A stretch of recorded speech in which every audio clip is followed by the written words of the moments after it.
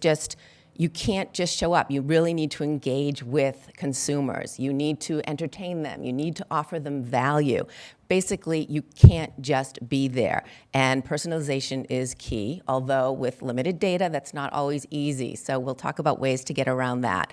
And another speaker that we have, Soleil, who is Albertsons sparkling water brand, and they were able to they kind of put the cart before the horse.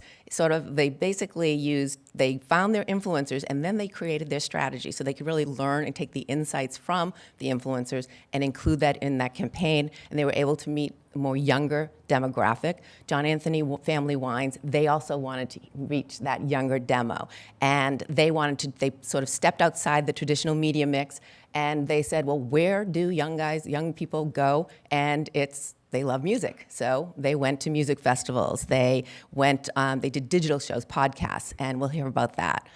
Also, a lot of CPG brands, your relationship with consumers really relies on the retailer. And we have General Mills who wanted to change that. They're here to talk about how they were able to build a more direct relationship with consumers through some tech and new data programs. So we'll hear all about that. And also kind of the opposite, we have Yumi, who is a native D2C. They recently are now launched in Target nationwide, and they're using their innate D2C mindset, that data-driven mindset, and able to then help that drive their more omni-channel marketing that they're doing now that they're in Target as well. So we'll hear all of that today, and of course, both today and tomorrow, we'll have our roundtables. And who here has been here before? Who here hasn't maybe? I don't know, that might be the way if you haven't been to a Media Coast event. Media Coast, I don't know where that came from. The roundtables are our heart. They're just really, everything that I just talked about is on stage, it's all recorded, it's all reported on. The roundtables are not. You guys will break off into a few different groups, whichever topic you want, and it's your chance to share with one another, to talk about what you've been doing, ask questions of each other, share what's been your challenge, and know that it's not leaving the room. So you really want to take advantage of that and be a part of it. So, but other than that, let's get started. And as I mentioned, we have Chobani, and we're entering the world of the Metaverse. And that's something that we're seeing more and more consumers going virtual, and it gives businesses an opportunity to engage with consumers in a different way by building their own virtual world, and it's more engaging, and they're also more immersive. And I know I've spoken with many of you who, some are dabbling in it, some haven't yet, a little bit nervous about it. So we have Chobani, who has jumped into the world. We're gonna have have her share. And let me introduce, if Lexi can come up here. Lexi Christie, she is Chobani's Marketing Director of Campaigns and Content, and she's gonna bring us into the Metaverse world. So thank you, Lexi.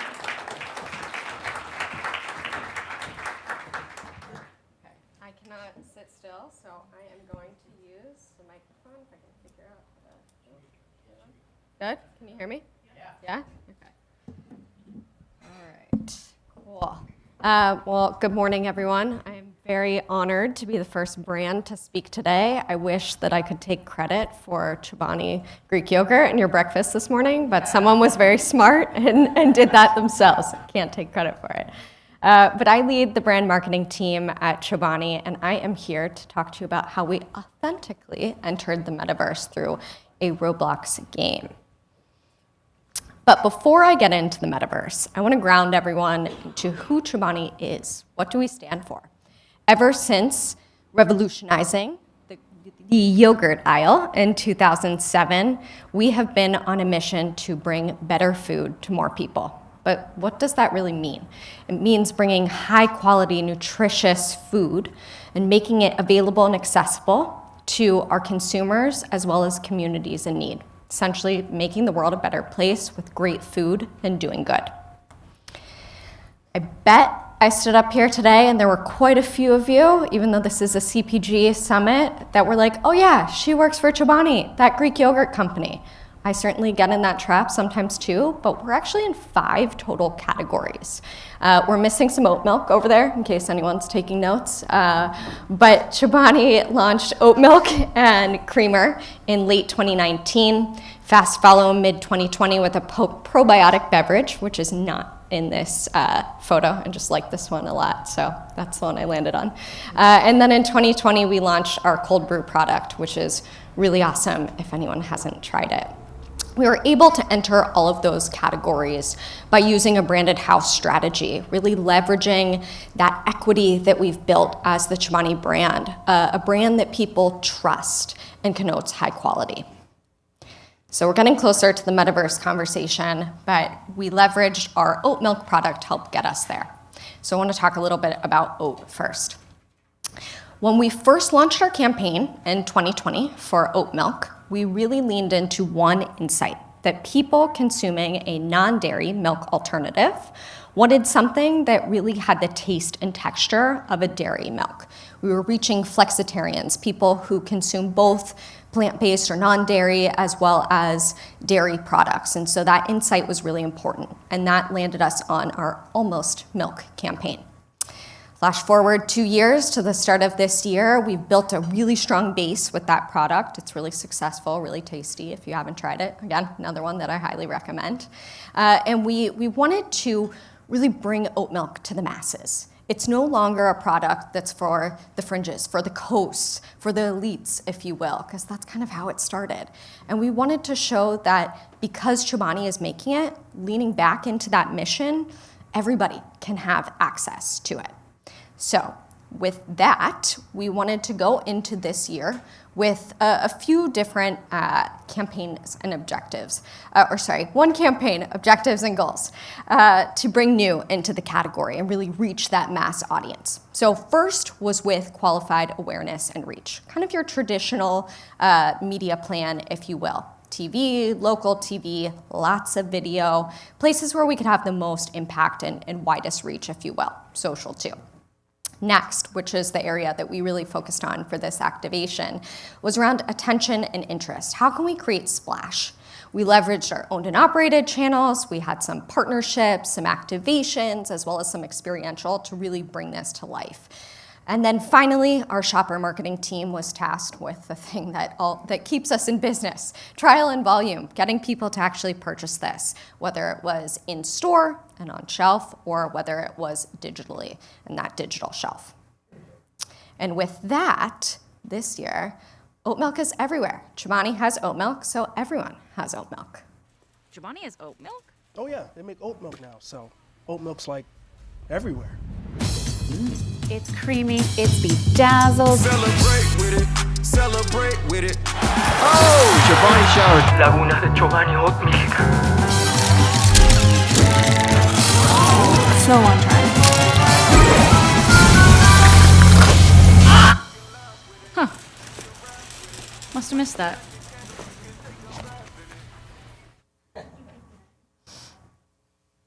Okay, so now you know, we have oat milk. Lots of fun in that spot, but also quite a few of those vignettes were created off of audience insight, where those original flexitarians that we were going after, where they have an interest. And that allowed us to create cut downs of our total spot and leverage them across social, YouTube, et cetera, to target beauty and fashion, to target sports, gaming, music. And each of these vignettes kind of lent themselves to their own little mini moments for us. So this one on the top right with the oat milk showers, we actually did a local TV buy during the Super Bowl, the big game, and had a fun moment on social on the big game day and really leveraged that kind of creative. Bottom left, the manicure, the press-on nails. We brought this one to life too. We had a lot of fun. We partnered with a nail salon and cafe in New York City called Chill House, if anyone has ever heard of it. We did a month-long activation that kicked off with an in-person event, which our influencers and fans really loved. We did custom manis inspired by oat milk. They did not look like this. We couldn't get the oat milk like you can see in that press-on nail. It just wasn't working for us. So we created a special design with Chill House. Did that for a month. Also served oat milk lattes in their cafe. And for those who couldn't make it to New York, we created press-on nails with Chill House to give away. Chill House is known for their press-on nails. So we gave them away to fans. People got them with purchases of a certain amount on chillhouse.com. really close, one more. The Celebrate With It. I'm a really bad singer, but we did turn that into a full song. You can listen to it on Spotify. It's called GOAT, G-O-A-T. Makes a lot of sense. But we used that song, or 15 seconds of it, as part of a TikTok hashtag challenge. So really, even if you hadn't seen the spot, we're still connecting and creating moments for people to really engage with Chobani oat milk. But at the same time, if you had seen the spot, there were lots of connections that we were making in this campaign. All right, so the game. There was a quick little snapshot of Chobani oat milk in the metaverse, and we wanted to bring that game to life. And when we said, let's bring it to life, as a team, we came together and came up with these things that we wanted to talk about. The first on this list was thinking about what was our objective as we entered the metaverse. And for us, Lisa said it exactly, it was all about testing and learning. This was going to be a place where it would be really hard to tie volume back to an initiative in the metaverse. So we had to go in, even align with our leadership. This was an awareness play, and we were gonna figure out what happened as we entered. Next, all about audience. Thinking about where the audience that we were going after. Again, many of us are trying to reach a younger demo. We were trying to reach that older Gen Z, 18 plus, if you will, and millennials, so that 18 to 34-year-old group. And we wanted to find them and create something really special that they would want to engage with. Next, thinking about how we amplify it. It's not just a set it and forget it. You gotta think about how we speak to an audience that's already interested in gaming or the metaverse and come up with an activation to lean on that. 4, thinking about what your brand can do to differentiate within the metaverse. Lots of brands are entering right now. They're testing and learning, but what do you bring that's different? And how do you make sure that you're staying relevant and giving the audience that's playing something that they're actually going to enjoy? Don't enter their space just to enter it. And 5, aligning on evaluation criteria. We partnered with an external agency to produce the game for us. They're called Thinking Box. If anyone is interested, highly recommend. And so after we briefed Thinking Box and they came back with a handful of ideas for us to evaluate, we as a team needed to know, how are we going to select the right idea or the right concept? So let's dive into each of these.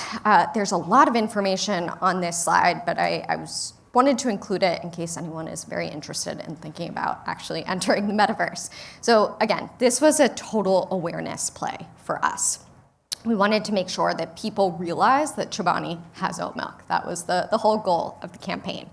And really, we would think about our KPIs in terms of owned and operated reach, our paid reach, earned reach, which isn't listed on here, influencers that we're partnering with. How do we make sure that we're getting a lot of eyeballs on this? Engagement, can we get people to actually engage with our content and our message? And that's where we were really thinking about hashtags, likes, shares, traditional engagement metrics. Next, consideration. Would people actually want to go out and purchase it after they saw this in the game? And so we looked at sentiment here, which is really important to us. And finally, trackability. While I mentioned it would be really hard to tie this activation to volume, which there are some players that have been able to, but for us in this instance, we knew that it would be tough. We still wanted something to track to get IRL to combine with the virtual world. Okay. So evaluating your landscape. There's lots of places that you can show up in worlds and games and NFTs, what's right for your brand. I'm gonna go right to left here and just talk through some of the worlds and games that we evaluated to ultimately land on Roblox. So Horizon Worlds, everyone is very familiar that Meta evolved their business strategy from Facebook, a social platform, to being focused on the metaverse and being more inclusive. When Horizon Worlds launched, they launched that so that you could only play the game or access it through the Oculus. It's since now available on desktop and mobile, but with that and about 200,000 monthly active users, we felt like it was still niche when we were thinking about how do we reach a mass, but maybe more specific gaming audience. So we passed on that one. Next, Decentraland, which I think is a world that a lot of people will pay attention to. It's just very unique, and that you can buy plots of land as NFTs. Am I an expert on NFTs? No, but it still is a really interesting concept. However, even more of a niche audience. They have like almost 60,000 monthly actives, and it just seemed a little too small for us, but worth looking into. So we really had this head-to-head battle between Roblox and Animal Crossing. Many of you, or maybe your kids, remember playing Animal Crossing when they were younger. This is a game that right now is actually played by a lot of 20s and 30-year-olds. So it made a lot of sense for us since we were really trying to reach that age group in a game. But as we started to look at Animal Crossing, and I didn't give you my stat of the 2.2 million monthly active users, so we're making some strides here with the audience that we can reach. But this one would not allow Chobani to create a totally custom experience, and that was something that was very important to us as we entered the metaverse. We wanted to totally put our stamp on what the look and feel would be, as well as being able to showcase the product so people could make that connection to Chobani actually having oat milk. And we weren't able to do that without a larger direct partnership with Animal Crossing. So that led us to thinking about Roblox. This is the pandemic darling, if I can say that. Even though kids were not our target market, by summer of 2020, half of all US kids were playing on Roblox, so playing a game on there, which means there's at least awareness, yes, among kids, but also amongst their parents, because they know what their kids are doing and what they're up to. Roblox has about 200 million monthly active users across the globe, so big numbers there, felt a lot more mass and still having that specific audience who's interested in gaming. And they allowed for us to create something very custom. We did not have a direct partnership with Roblox. Food was not one of their focuses. So we created our own custom game there. Next, how did we amplify this thing? All right, we already had a base on our owned and operated channels who love oat milk. So we wanted to leverage those to make sure we were getting the news out there, that we had a game that they could play across site, email, social, YouTube, etc. Next, with paid media, we wanted to lean into places where we knew gaming conversations were happening. Reddit was a good play for us here because native conversations around gaming, metaverse exist. We also did some direct buys with Roblox itself, as well as on Facebook and Instagram, since we as a brand have had a lot of success there. And then finally, I will get to this a lot more in depth momentarily, but we partnered with Twitch streamers. This was key to this program, again, because they have an audience that is interested in hearing from them about what games they're playing, what actions they're taking in the metaverse. And that audience was really crucial to us, as well as finding those influencers and streamers who are already playing Roblox games. All right, we're making our way through here. Number 4, differentiation and added value. We went back to our mission for this. Everything that we do, we want to make sure there's some type of do good or give back as part of it. And so that's what landed us on a partnership with Hunger Free America. Hunger Free America is a New York City-based nonprofit who is really working on fighting domestic hunger and making good, nutritious food accessible to all Americans. This particular organization is one that we've partnered with in the past, and we also found this white space of no other brand having a do good initiative as part of their activation or entrance into the metaverse. So for us, that felt like we could say we did it first, and was a huge win, at least internally for us. And then on the right here, I have a GIF of Mario Kart, and all about adding value and making sure that we're creating something that people want to play. There's a really great insight from our friends at Bustle Digital Group that says 90s nostalgia is in. I'm sure you've seen it in fashion, but it also exists in games too. And so we wanted to lean into that insight since we were going after those older Zs and our Ys, and really giving them that moment of kind of the simpler times when you could play a racing game. So that's what we were gonna give them. And then Finally, on this list, when we started to evaluate the ideas that our partner Thinking Box came back to us with, again, all about relevancy, but we were thinking about these four. Playability. Could people play multiple times? We wanted them to come back again and again. Could one person play? Could multiple people play at the same time? And we wanted all of those things to happen, so there had to be scalability. Was it unique? I talked a lot about uniqueness, so we wanted it to be something that gamers would actually be interested in playing. And finally, was it concept-centric? I think it was pretty easy to do this one, because if we're saying oat milk is everywhere, by default, saying we're going into the metaverse and bringing oat milk to the metaverse kind of felt like, yes, the concept checked the box. So with that, we landed on Chobani Oat Milk Cosmic Race. We asked our racers to race around the planets and the cosmos as fast as they could, picking up oat milk and delivering it to planets along the way. As they picked up that oat milk, they would collect oat milk points, because obviously, and they would be able to unlock custom merch that we created in our merch store.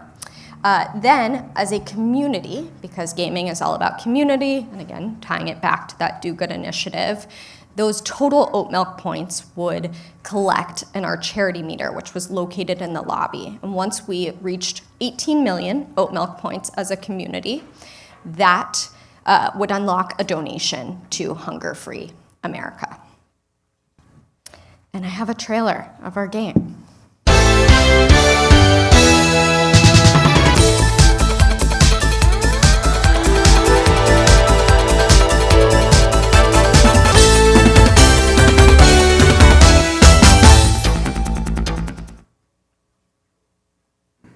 Okay, so that went by pretty quickly. I have quite a few images to show you because we're really obsessed with how this looked.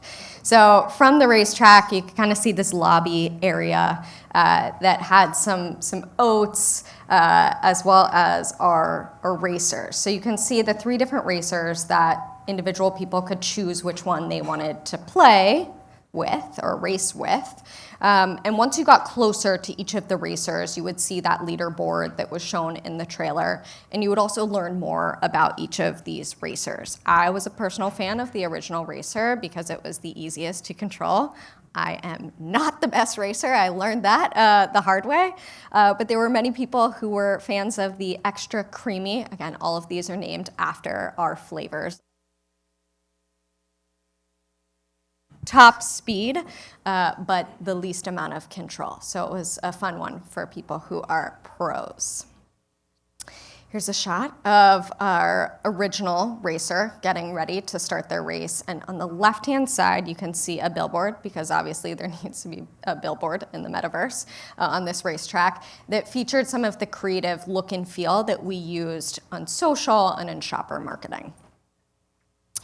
Here's a look at some of the planets. Our focus with this campaign was really just saying, Chobani has oat milk and everyone can have it, that mass appeal. But what this game allowed us to do on the racetrack was showcase the versatility of how people consume oat milk.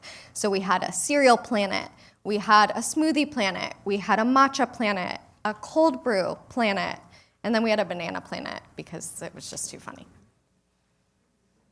Here are some shots of the charity meter and information about on our way to reaching that community goal so that we could unlock that donation, a little bit more about Hunger-Free America, and then again, leaning into that versatility, the charity meter was a glass of oat milk, so it got filled up the more oat milk points were collected.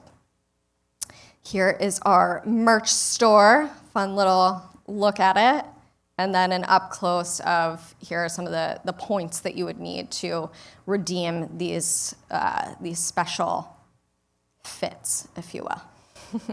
All right, we're almost to the results and takeaways. But with our Twitch streamers, I mentioned this was one of the biggest wins for us because there were native conversations already happening amongst these influencers. They already play Roblox games, and so their audience wants to hear the latest and greatest from them.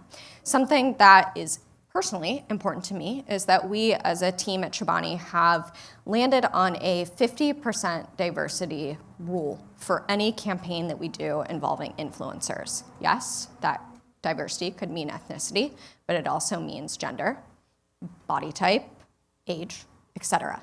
So again, personally, I was very excited to see 2 females on this list of influencers and streamers, because when you think of a gamer, you typically think of a male.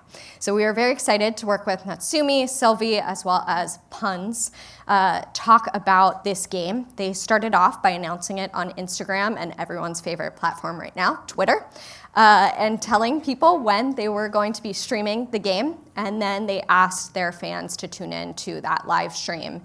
And the win here was around the chatter. The sentiment was incredibly positive across all 3 of those platforms. And as a marketer, you want to see people say, I'm going to go buy that oat milk because you were talking about it, you were featuring it. And that was a great win for us. Okay, 2 more slides here. Results. Our net favorability amongst our target audience increased by 1.5x during this campaign flight, this first month of launch, which was great, as well as paid media wins on Reddit were probably amongst the top wins for us. Again, going after that audience first group, where are they having conversations about a game, about the metaverse, made sense.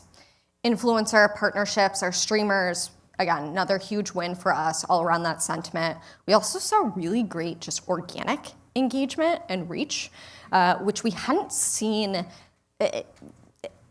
We hadn't seen those levels in other campaigns. So clearly we reached a new audience that we hadn't been speaking to in the past with gamers, and they were very receptive to our message.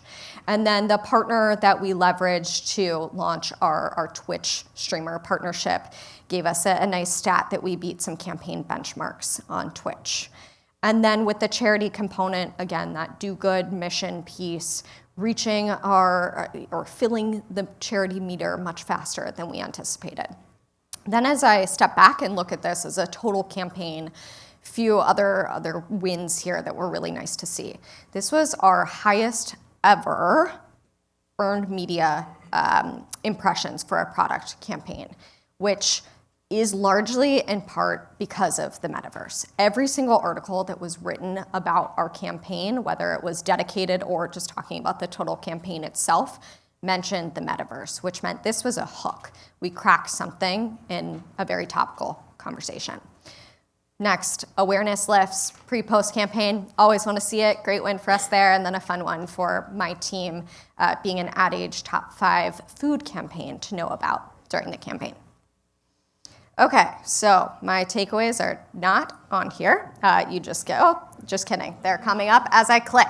The first one is to not be afraid to test and learn. We're all figuring it out. I stand up here to talk to you about my experience, but do I think that Chobani has cracked the code on all things metaverse and everything that we could possibly do in the future? No. We've just done something that we have a learning and could think about how we want to activate again in the future. Next. Be authentic, do something different. Give that audience something that they want, but also make sure it's true to your brand. Don't just enter to enter. Make sure you're aligning with the right partners who have that space to talk about exactly what you're trying to do. Gaming, metaverse, they're playing the games that you're creating and want your fans to play as well. Don't feel like you need to reinvent the wheel. This kind of goes back into the partnership piece, but also maybe there's another brand that you can partner with who already is activating in the metaverse. Walmart has recently launched their own space in the metaverse, and maybe eventually they will sell to brands there so that you can join them in their metaverse experience. Another way to lean in is maybe you just start out by partnering with those Twitch streamers or influencers who are speaking about gaming. They have the credibility there. See how their audience reacts to a partnership or seeing your brand associate with them. So you don't have to go head first right away. And Sorry, I missed the last one, but audience first. I've said it a bunch of times. That's the big takeaway there. And then this is just something we say as a team. You're doing great. Thanks.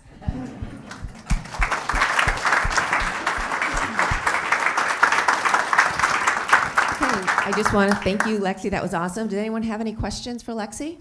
Just raise your hand. Got one. Got a couple here. All right. Let me stop with you first. Hi, great presentation. One question, I'm Melanie DiBiasio from Ocean Spray. I remembered. I'm a pro.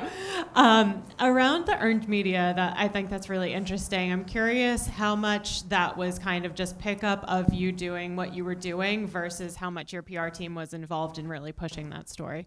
Yeah, I'd say it was a little bit of both. Yes, our PR team was working very hard for us, but also we did get quite a few inbounds that said, hey, can we talk to your CMO? Can we talk to someone because we want to learn more about this? We had a really great pickup from Business Insider that was probably our number one that we were super excited about. So the answer is both. Hello, excellent. I love the gaming, so cool. My name is Amber. I'm with the Key Technologies. I wanted to ask about the production, the creative build, and the timeline. Yeah. We were a little crazy and did this in 3 months. So that's also why we needed a very reputable, awesome partner and some criteria so that we could move really quickly.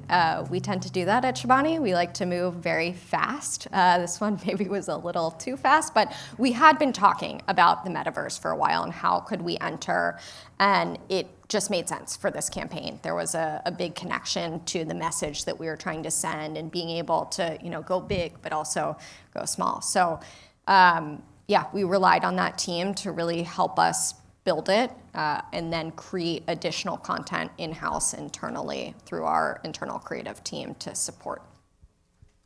Anyone else? I actually have a question. Oh, we have some. I will let you guys go first. Well, I just want to know in terms of learnings, you talked a little bit about results and everything. Is there anything you do differently in the sense of, was there something that maybe was a little bit more challenging when you're going into a new world? I'm sure that you found something. Is there anything that sticks out that maybe you might do a little differently the next time? Yeah, so our timeline was insane. I would have given myself more time, but I also would have given the team more time so that we could really go through some testing. We did kind of the friends and family testing approach and getting people in our target audience as well as people's nieces, nephews to play. But I would have really liked to go into an actual test to make sure that people wanted to play this. And they did, but I still would have enjoyed being able to have that insight prior to launching. Thanks. Hi, Lexi. Great presentation. Thank you. I'm Sneha with Tata Consumer Products. With regard to entering Metaverse with oat milk, is that because your TG for oat milk is different to your base business, or does this apply across Chobani's portfolio? Yeah, that's a great question. So the way that we do a lot of our marketing or our biggest spend is based off of our individual products. So we had the opportunity and the campaign lined up for oat milk, which is why the tie-in made sense there, as opposed to doing it from a master brand perspective. And again, we just wanted to get a test under our belt, and so it felt like the perfect time to do so. I don't know. Great job, Lexi. Quick question about Introduce back to the beginning. yourself, Oh, please. Yeah, Kevin Demaki, the Gurulosity Brand Management Institute. My question, actually, I want to go back to the very beginning of how you ended up doing this execution against the metaverse idea kind of in general, and what those internal kind of political conversations are like. I know a lot of brands look at this sort of thing and they weigh it against the efficiency of broader awareness tactics that they're already using. So how did you arrive there? I don't have the best answer for you because our leadership team was like, yes, we gotta do this, we gotta try it. So the sell was not as tough as it could have been. But we really thought that press would be a huge win for us, and talking about this because of what we were seeing and looking into that and making some estimates, and then making sure that we were showing up, the Reddit piece, the Twitch piece, to really sell that in, to have those authentic conversations. But I don't have the best answer there because our leadership team was gung-ho to do it. Yeah. Hi, Lexi. This is Sarah. I'm CMO with John Anthony Family of Wines. Great presentation. I'd love to hear more about your sentiment metrics, how you measured those, and how you tied them to purchase intent. Yeah. So our sentiment was really calculated through our partner that we leveraged, the Twitch streamers, and that partner was Maverick. We also do work with, and I know they're in here today, so I have to give them a plug, Influential, on our traditional influencer media buys, but this particular activation, we worked with a company called Maverick, and so they were, leveraging their proprietary tools to look at those sentiment scores. From a true, that intent to buy, we did not have a brand lift study there, but that's what I would look for and what I would add in the future to be able to make that connection. Hi, Lexi. Great presentation and very exciting topic. Katya. Yes, Katya Colston. I'm with Central Garden and Pet e-com sales. Wanted to ask you a little bit about insights on your consumer and going into this next decade or so. Do you see any shifts in consumer preferences when it comes to eating? Oat milk has been this craze, right, over the past few years. Do you see that continuing? And yogurt, just personally interested in what you guys see coming down the pipe. Yeah, we certainly do. I mean, we're building a portfolio that we think has longevity and legs, but in terms of those insights, yes. I mean, we're doubling down on oat milk because we believe that it has power to stay. But if we look at our creamer portfolio too, which is, I personally use oat milk in my coffee. A creamer product is to cream your coffee. We have dairy, we have plant-based, and we have oat. So there are different options for no matter what you want to consume. And that as a portfolio is we've really been thinking about the different lifestyles and what people will be interested in so that we have that in our portfolio and can build a bigger base, if you will. But we can chat more in depth later. Well, and Lexi, thank you so much. Lexi also is going to be leading a roundtable later in terms of creating partnerships and how to choose that. So if you have any more questions for her, you can also wait till then. But we're going to move on to our next. Again, thank you, Lexi.